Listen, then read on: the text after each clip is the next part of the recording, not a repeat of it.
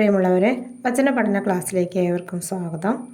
ഈ ആഴ്ച നമ്മളിപ്പോൾ 2 വചനങ്ങളാണ് പഠിച്ചു കഴിഞ്ഞത്. അത് നമുക്കൊന്നുകൂടി ഓർക്കാം. യോഹന്നാൻ 14:14, എൻ്റെ നാമത്തിൽ എന്നോട് എന്തെങ്കിലും ചോദിച്ചാൽ ഞാനത് ചെയ്തു തരും. സംഖ്യ 6:24, കർത്താവ് നിന്നെ അനുഗ്രഹിക്കുകയും പരിപാലിക്കുകയും ചെയ്യട്ടെ. ഇനി നമുക്ക് ഇന്നത്തെ വചനം പഠിക്കാം.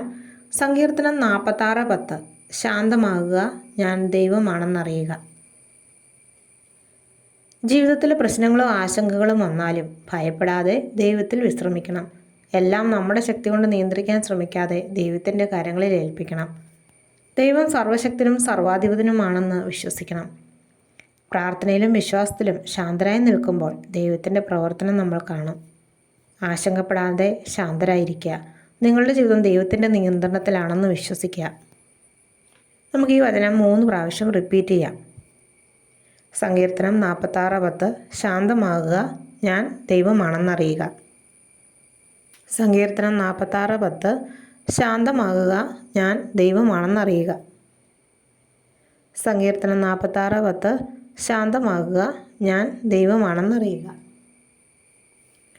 നമ്മൾ ആദ്യ ഘട്ടങ്ങളിൽ ചെറിയ ചെറിയ വചനങ്ങളാണ് പഠിക്കുന്നത്. പിന്നീട് നമ്മൾ കുറച്ച് വചനങ്ങൾ പഠിച്ചു കഴിയുമ്പോൾ നമുക്ക് വലിയ വചനങ്ങളൊക്കെ പഠിക്കുന്നതാണ്. എല്ലാവരും നന്നായിട്ട് പഠിക്കുക. പകൽ സമയങ്ങളിൽ അത് റിപ്പീറ്റ് ചെയ്യുക. അതുപോലെ ബുക്കിലേക്ക് എഴുതുക.